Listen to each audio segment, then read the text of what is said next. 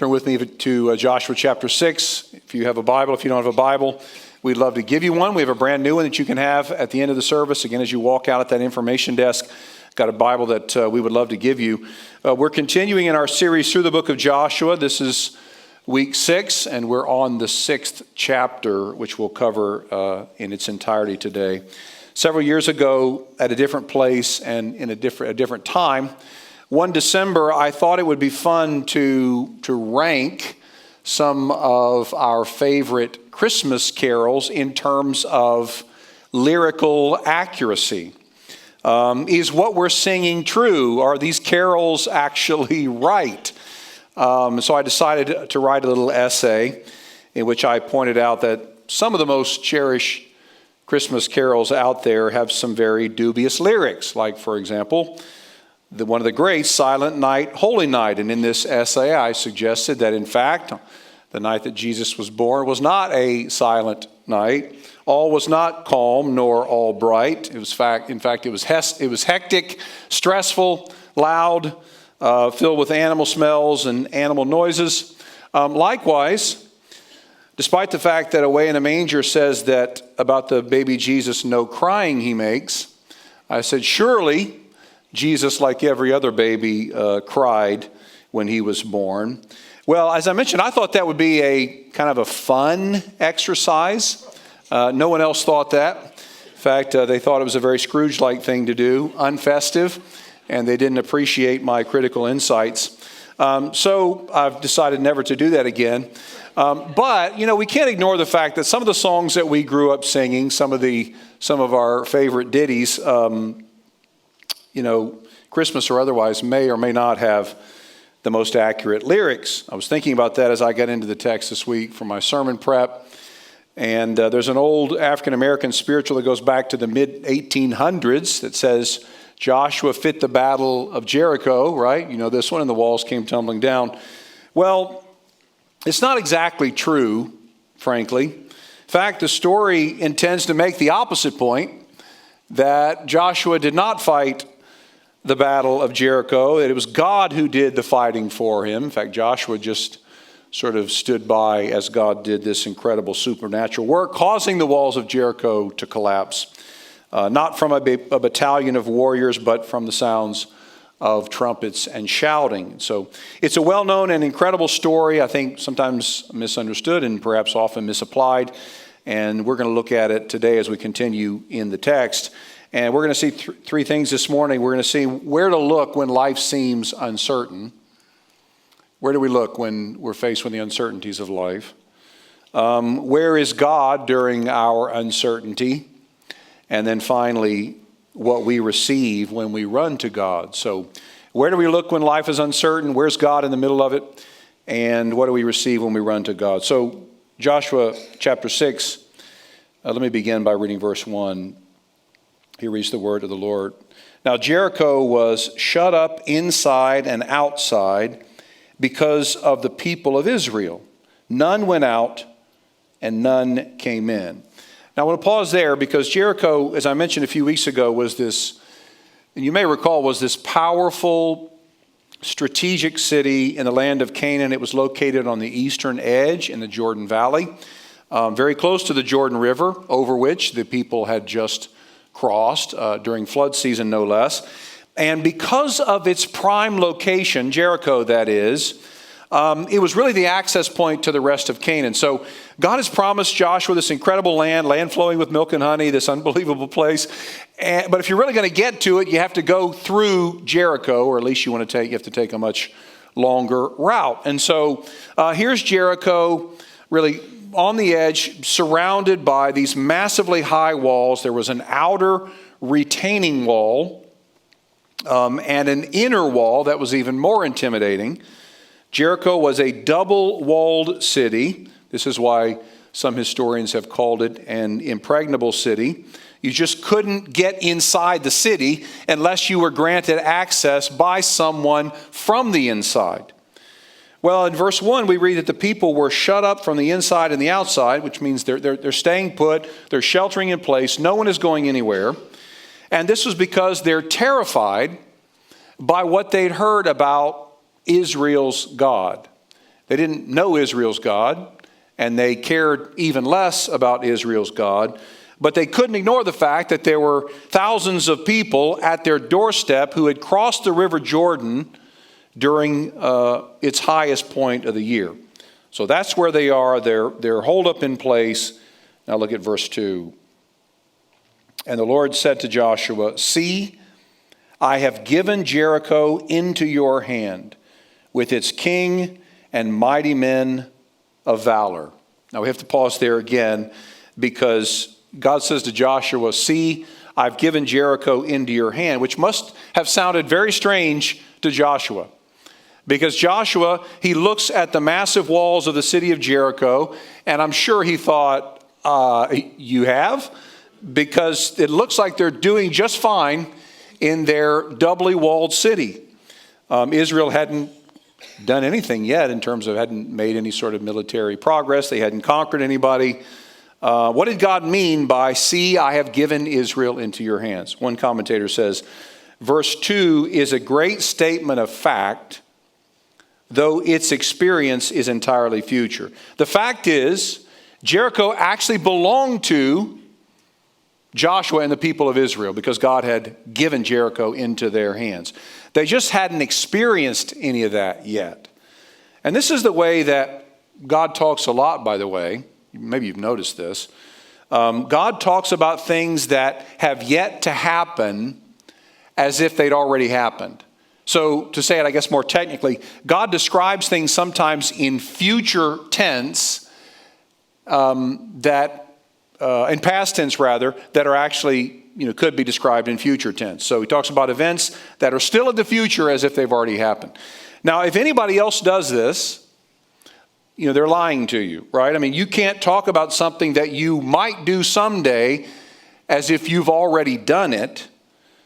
Men, for example, if you say to your wife, "Look, I booked this amazing getaway for us to a beautiful island," but it's actually just something you're planning on doing in the future, that's not loving. You're actually lying to your wife.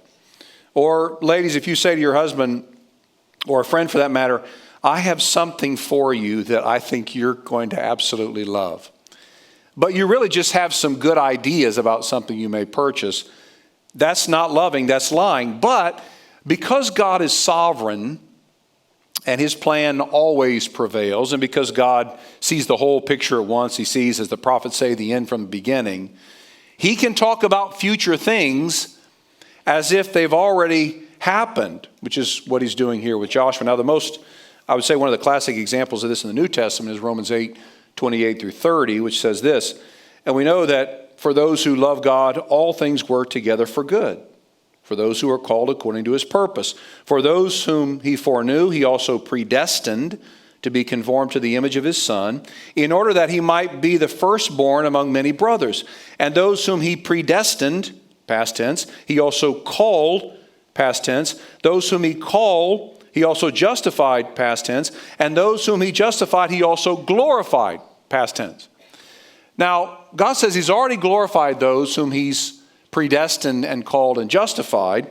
But we know, because we know how our bodies are, we know that we get sick and we get weak and we get tired and we need surgery.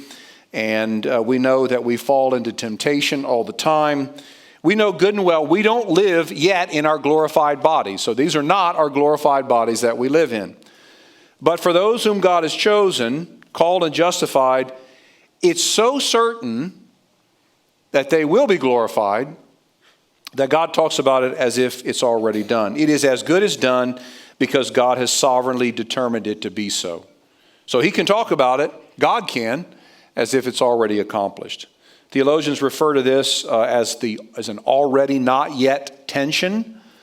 As Christians, we have a foot in two worlds, the already of the cross and the resurrection of Jesus, but of course the not yet of Christ's final return and our own resurrection. And every day we know what it feels like to be kind of caught in the middle. We see that things aren't the way they should be. We see our friends are diagnosed with disease. We ourselves suffer with sickness, and we see tragedy everywhere. So we see things are not the way they should be, but we also see God's redemptive work. We see the promise of hope in God's activity. We see God's work in the lives of the people around us. We see his answer to prayers. We see relationships restored, people being brought to saving faith. We see despair and heartbreak and pain, but we also see evidence that God is not finished with the world that he's made. He's still actively redeeming things. And that restoration that God will bring about is so sure, it's so certain that sometimes God talks about it as if it's already taken place. God says the same thing to us that he says to Joshua. See,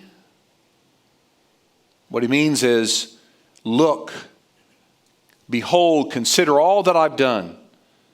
And then you can know that I will do everything I promise. So here's our first point. When things in our life are uncertain, we cling to what we've already seen God do. Uncertainty is, of course, part of life. And it is an everyday part of living on this broken, sin-cursed planet. Some of you are dealing with very uncertain situations right now. So for some of you, you're asking the question, when will I resume work? I know because I've talked to many of you. You've been laid off, as it were. You've been shut down, or maybe that's on the horizon, you think. And so you're dealing with the uncertainty of, when will I resume work? And maybe for some of you, when will I get paid again? When will I get my next paycheck? For others, maybe you're thinking your uncertainty is, what will be the results of this scan? What will this scan show?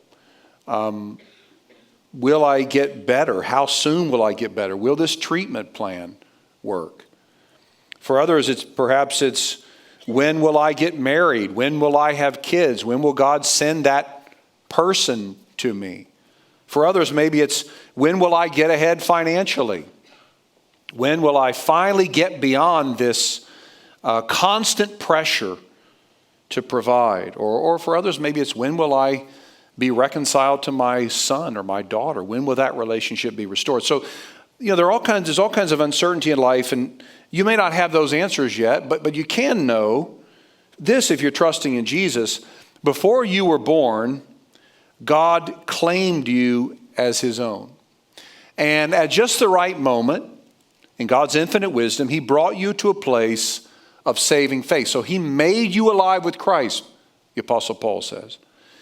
He has forgiven your sins. He's adopted you into his family. He calls you a son or daughter. He delights when you call out to him as Father. In fact, he loves it when you pray to him, when you bring your troubles and your requests to him. And you can know for certain that he has good things in store for you. You're not sure? Well, look at all that he has already given you. He's given you life and breath and family and friends and parents, your job, your house, or your apartment, everything that you have that's good. Every good gift is from him. And it's all there for the strengthening of your faith, to increase your joy in him, to cause you to persevere in your faith. John Newton, whom I mentioned a couple of weeks ago, who went through just unspeakable tragedies, including the loss of his mother at a very young age, he wrote this: everything is necessary that God sends our way. Nothing can be necessary that he withholds. In other words, whatever you're going through, whatever struggle, whatever you're wrestling with, it's actually necessary for you. God has deemed it necessary for your good. And anything that you don't have, that you really want to have, that you really wish for, but you don't have, that can't be necessary in God's perspective. Otherwise, he would not have withheld it from you. So what you're going through right now, even the uncertainty, is for your sanctification and for your salvation. Back in Joshua 1, God told Joshua, I'm giving you this land, all of it.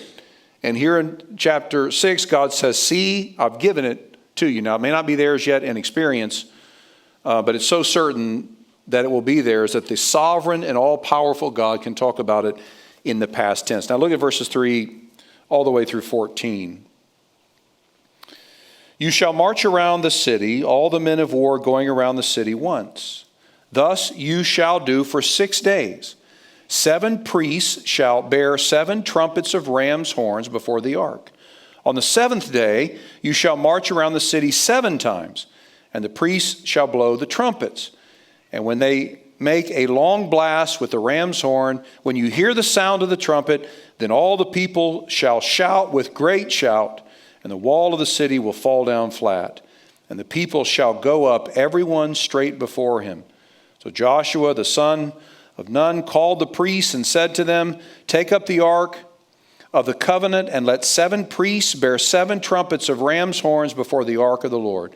And he said to the people, go forward, march around the city, and let the armed men pass on before the ark of the Lord.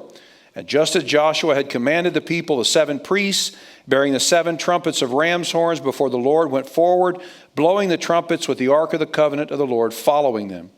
The armed men were walking before the priests who were blowing the trumpets, and the rear guard was walking after the ark, while the trumpets blew continually.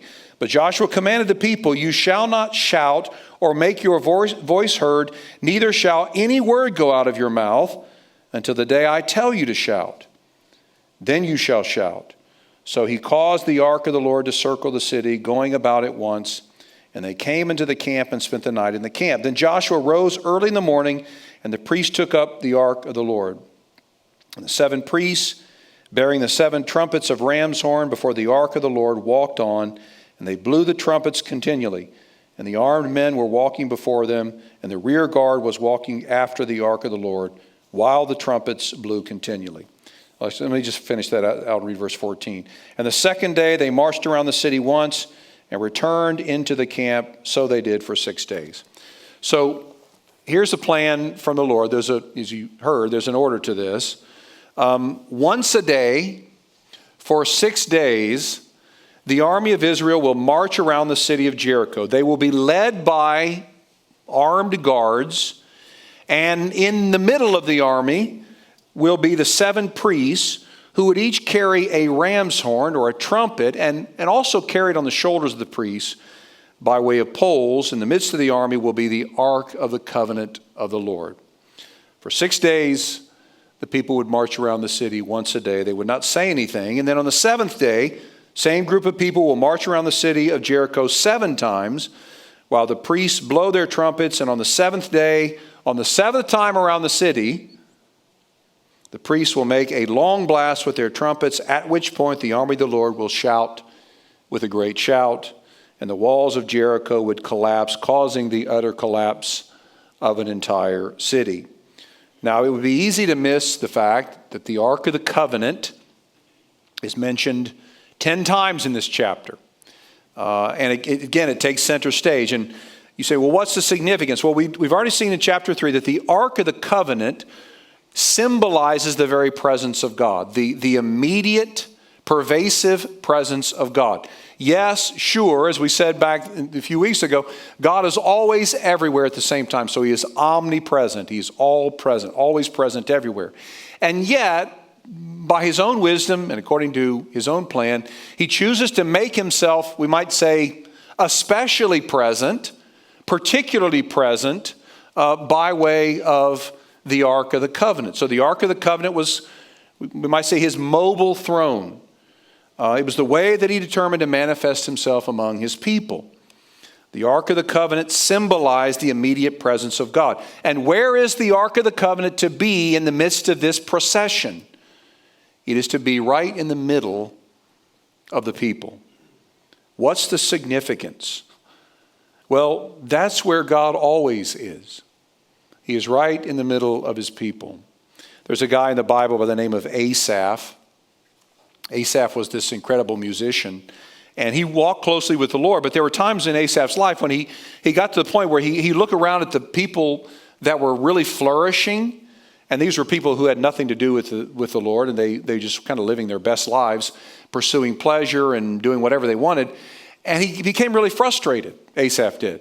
So why is it that I'm looking at these people, they don't seem to get sick, their bodies are strong, they enjoy all of this pleasure, and here I am, I'm denying myself those things for the sake of the Lord, and yet I've got all this stuff to deal with. So there was one time when Asaph became so discouraged that he kind of says out loud, he asked himself rhetorically, have I been keeping myself pure for no reason? Is my obedience all in vain?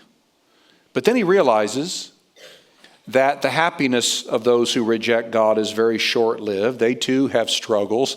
They too have issues. They have ups and downs. And not only that, He realizes, which is really a gift from the Lord to him, that those people who are rejecting God, they will one day be destroyed and spend eternity apart from God. And then after all that time of reflection and thinking and praying, he says something so beautiful, Psalm 73. He says, "As for me, the nearness of God is my good." How awesome is that? The realization that God's presence among us, especially during times of uncertainty, is our only comfort and our only hope. God is with us, and he will supernaturally attend to us. He will do for us what we cannot do for ourselves. In the case of Joshua, the Ark of the Covenant would symbolize the very presence of God, and God has them keep the Ark of the Covenant in the midst of the procession as a way to show his people where he is during their most anxious times. Here's our second point. God is always with his people, perfectly in the midst of them, to accomplish victory on their behalf. So you maybe right now you're asking the question, I don't know, I just don't feel like God is with me. Where is he right now? Well, whether or not you feel it, you can know for sure that he's actually right there with you. He is in the midst of his people. One of the most powerful metaphors that God uses to describe himself is as a shepherd. From the earliest stages of their existence, God's people were accustomed to hearing about and viewing God as their own shepherd, the living God as their shepherd. We see this throughout the Bible. Psalm 23, perhaps the best known psalm, is a great example. The Lord is my shepherd. Well, here's the thing about shepherds. So we don't live in an agrarian society, so we don't really pay much attention to shepherds. Maybe some of you have traveled, to the Middle East or in other places in the world, and you've seen shepherds. But here's the thing about shepherds that we don't often realize. Sometimes shepherds lead from the front of the flock, and that is of course, to survey the land, to identify any potential threats or predators. Sheep would sometimes be unaware that they may, fall into a ditch or a cliff or whatever. So sometimes shepherds would lead from the front. Sometimes shepherds would lead from the back. They would trail behind the flock. And this was a way to make sure that everybody was marching the same direction. If you are a teacher of young children, then you can identify with this. You have to stay behind sometimes so you can make sure everybody's moving. But most of the time, the bulk of the time, the shepherds led from the middle, from the midst of the people. And this is so, not only did they have a sort of panoramic view, as it were, but they also could really comfort those anxious sheep.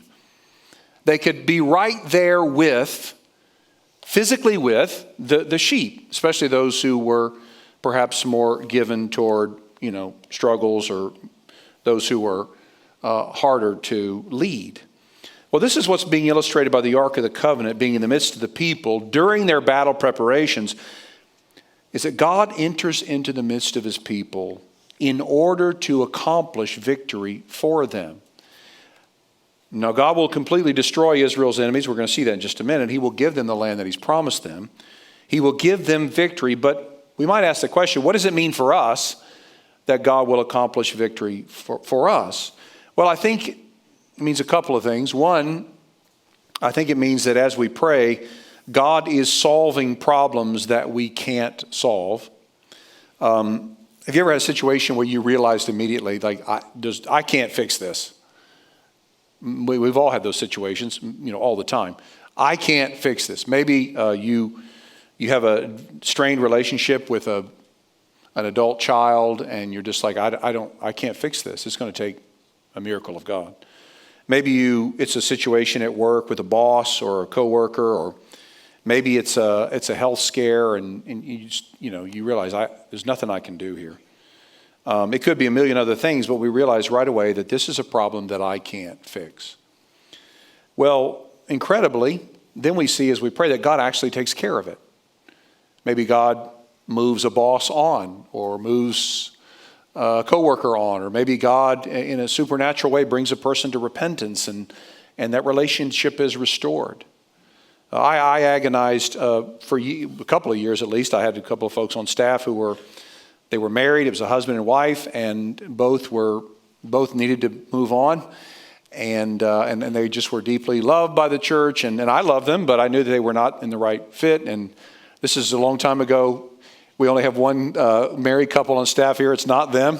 Adam and Sarah breathing deeply now, a sigh of relief. Not them. They're wonderful, and I love them. But I thought, I don't know what I'm going to do.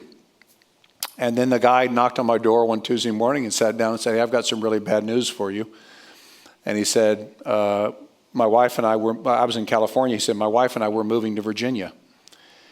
And I had to really contain my excitement for a moment, but I just thought, it's such a difficult scenario, and God did a work that I couldn't imagine him doing. But you can apply that in a number of ways. We think, how am I going to resolve this situation? And yet God does it. He brings victory. He accomplishes victory for us. But there's actually a deeper, I think, a more powerful way, a more powerful explanation as to what it means that God will accomplish victory for us by dwelling in the midst of us. Our final salvation was accomplished by God perfectly dwelling in the midst of us. John 1 tells us that the Word became flesh and dwelt among us. The Word, of course, is a nickname for Jesus, God the Son. Jesus, who's truly God, tabernacled with us. He came to live right in the midst of us, so to speak. In Joshua's day, the Ark of the Covenant was the symbol of God's presence. 1,400 years later, Jesus was the actual presence of God in the midst of his people. He tabernacled among us so that he could live for us, so that he could die for us, so that he would accomplish victory for us by actually saving us not from the wicked Canaanites, but saving us from ourselves. We who were born separated from the God who made us. To free us, Jesus came from the curse of sin that has infected every person, every born. And I just thought about it as I was saying that. We also have John and Wendy who are on staff who are married. So they're sitting over there, and I love you guys too, and your jobs are secure. I don't know why even, anything that I just said the last 2 minutes was not on my notes. So that usually means let it go, but I didn't. But so what God does, so we have the Ark of the Covenant, which is the symbolic presence of God among us. But then you have Christ himself, who is the actual presence of God among us, who is the radiance of God's glory, God in the flesh, fully God and fully human. Jesus came to live in the midst of us, to accomplish victory for all who would believe, so that all who turn from their sins and trust in him would be forgiven and brought to God. More on that in a minute. Look at verses 15 through 21. On the seventh day, they rose early at the dawn of day and marched around the city in the same manner 7 times. It was only on that day that they marched around the city 7 times. And at the 7th time, when the priests had blown the trumpets, Joshua said to the people, "Shout, for the Lord has given you the city. And the city and all that is within it shall be devoted to the Lord for destruction. Only Rahab the prostitute and all who are with her in her house shall live, because she hid the messengers whom we sent. But you keep yourselves from the things devoted to destruction, lest when you have devoted them, you take any of the devoted things and make the camp of Israel a thing for destruction and bring trouble upon it. But all silver and gold and every vessel of bronze and iron are holy to the Lord, and they shall go into the treasury of the Lord." So the people shouted, and the trumpets were blown. As soon as the people heard the sound of the trumpet, the people shouted a great shout, and the wall fell down flat, so that the people went up into the city, every man straight before him, and they captured the city. Then they devoted all in the city to destruction, both men and women, young and old, oxen, sheep, and donkeys, with the edge of the sword. So the Lord's instructions are carried out.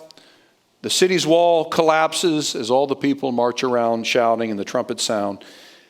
And for those who do survive, the Lord's army went after those devoted to destruction, specifically everything else that lived in the city: animals, men, women, children.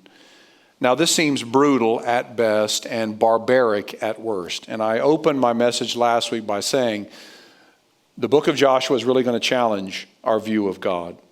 Again, this is devastating to read. Innocent men and women, presumably little children, killed. To modern readers, this sounds deplorable. Who would want to worship a God like that? Well, there's a couple things to keep in mind here. One, God is the one executing judgment, not the people. So the people are acting on explicit instructions of the Lord Almighty. And the people, this is a very different time and under a very different covenant administration. This was not racial, it was not ethnic, it was not genocidal, it was religious, it was covenantal. As the creator and sustainer of all things, including all people, God had pronounced judgment on the idolatrous people of Canaan, and he used his people as the instrument to carry out that judgment. Now, which means that we don't have the right or the prerogative to execute judgment on the people that we disagree with or people who are even living the most godless lives we can imagine. So if you've got a man on your street who stumbles in drunk night after night, or a woman who's dragging in different men every night, or a kid in your neighborhood who uses the most profane and disrespectful language, or a man who is on the registry as a convicted sexual offender, or a person you believe hates America, you don't have the prerogative, we don't have the prerogative to exercise judgment. That's God's job. Now, of course, we take advantage of every legal recourse to see crime rightly prosecuted, to see justice rightly upheld, but it's not our job to carry out, to execute judgment on the people that are disobeying God. That's God's job. Our job is to love our enemies and to pray for those who, pray that God would bring those people to repentance. So another thing to consider as we read this gruesome passage is this city had been mocking God for centuries. Jericho, again, was the first city in the Amorite land. The Amorites were some of the most wicked people you can imagine. We talked about this a few weeks ago. They were not only into idol worship, but child sacrifice, all kinds of bizarre cultic practices, all kinds of sexual perversions, including incest. They despised Israel. They mocked Israel, and they mocked Israel's God. And they went about their lives taking every opportunity to rebel against and to make light of anything related to the God of Israel. And so God had already determined to bring judgment, and now we read about that judgment coming into play, and it will be severe. And actually, such is the case for all who reject God and all who reject God's provision. And we see the judgment here, and again, it's brutal, and it's very difficult, but there's more to the story. Let's look at the last section, 22 through 27.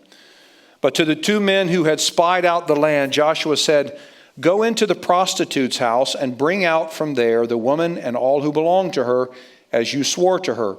So the young men who had been spies went in and brought out Rahab and her father and mother and brothers and all who belonged to her.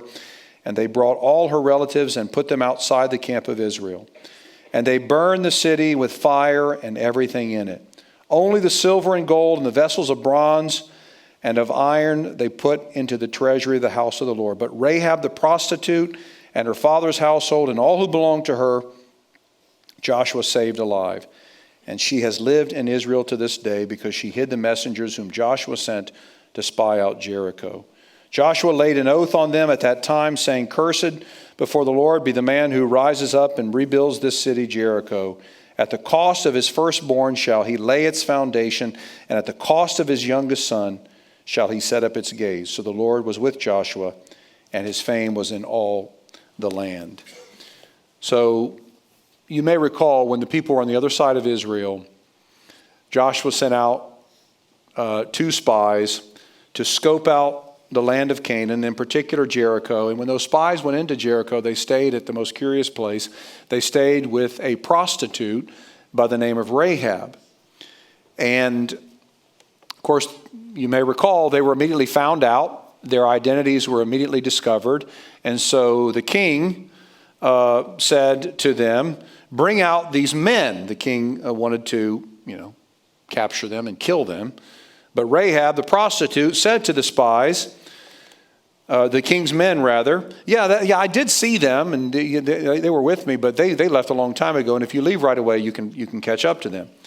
So the king's men left after the 2 spies, and Rahab said to the spies, "Because I have done this, promise me that when you destroy this city," which she fully believed was going to happen because she had put her faith in the living God, "when you destroy this city, spare me and my family." And the spies said, Mark our words, it will be done as we have said.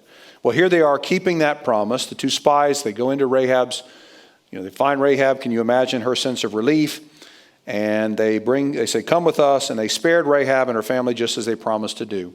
Then the army of Israel burned everything in the city that remained. Nothing was spared except the gold, the silver, the bronze that were put into the treasury of the Lord. And Joshua pronounced a curse on anyone who would ever attempt to rebuild the city. The ancient city of Jericho has been rebuilt and destroyed many times since then. But the events we read about that happened 1400 BC roughly. And so Joshua, he is faithful. He does exactly, the men do what they said they would do. So what are we to learn from this last section? Here's our final point. To those who run to God for mercy, mercy will be shown. Mercy triumphs over judgment. And that's actually a paraphrase of James chapter 2. Mercy is at the most basic level. We talk about grace a lot here. Grace is being given something that you don't deserve. So anytime you receive something you don't deserve, you've been extended grace. Mercy, however, is being spared from something that you do deserve. Being spared of the punishment or the consequence of something that you actually do deserve. And to those who run to God for mercy, they will be shown it. But running to God for mercy actually presupposes a certain recognition about ourselves, namely that we are in need of mercy. Specifically that we actually deserve something bad, not good. That we deserve God's wrath for our disobedience and our rebellion. Just one violation of God's law we see from the Scriptures renders us guilty of all of it. In order to run to God, we have to acknowledge our devastating sinfulness in light of His devastating holiness. Now for Rahab, that was pretty easy. She was a Canaan prostitute who worshiped idols made of wood, clay, gold, and stone. She gave herself to man after man after man, night after night. She knew that if there was a real God, she was no friend of this God because of the way she lived. But she ran to God, acknowledged in Joshua 2 that God, the God of Israel, was the only true God, and she entrusted that God for salvation. And He poured out His mercy on her, as we've just read. But we don't often see ourselves as devastatingly sinful. We don't see ourselves often as those who are in absolute desperate need of God's mercy. After all, as far as I know, there's no one in here who's bowing down to idols every night. And surely, I dare say we don't probably have any prostitutes among us this morning. But here's the thing. We're no less in need of God's mercy than Rahab was. Because our hearts are selfish and greedy and proud. And we run headlong into the very things we know we ought not to. And we cherish things and we make idols of our heart that we put so high that we think, if I don't have this, if I lose this, my life is not worth living.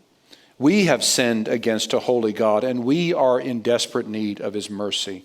And you might be one to think, as I read that passage, yes, the wicked Canaanites were destroyed, and now we need to destroy the wicked people in our country.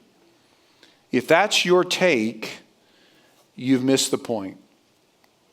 We are the wicked people in need of God's mercy. One theologian writes, evil is rampant in our world, and perhaps the mark of how much we are truly God's people is how deeply we first share His hatred of sin in our own hearts, and then determinedly we turn from it. That's the place to start. But the beautiful thing is, as we've seen this morning, God has placed Himself in our midst in the person of Christ. Christ has won the victory for us. He came and lived, fully obeyed all of God's commands so that all who trust in Him would be credited with that same obedience. He died on the cross for the sins that we've committed so that all that run to Him would be shown mercy and forgiven and cleansed. So it means if you're willing to confess your sin and run to Him for mercy, Doesn't matter what you've done, you will receive mercy. You will be forgiven. You will be cleansed. You will be brought into the very family of God. Also means this morning, if you are trusting in Jesus, if you're already trusting in Jesus, you have been cleansed. You are clean. You are forgiven. And as a new song we're going to sing in just a few weeks says, you are completely known and completely loved. When God looks on you, he sees the perfection of Jesus, which means to him, God sees you as perfect because of Christ. But if you are looking at the world and the wickedness of the world, and you've not dealt with the evil and the wickedness of your own heart, then God's judgment is in store for you. And I pray this morning that such would not be the case, but that you would relinquish your own self-salvation efforts. You would acknowledge your own sin and guilt before the Lord, and you would trust in him and the one he sent for salvation. And should you do so this morning, God will bring salvation to you, and he will forgive you and make you whole. Let's pray.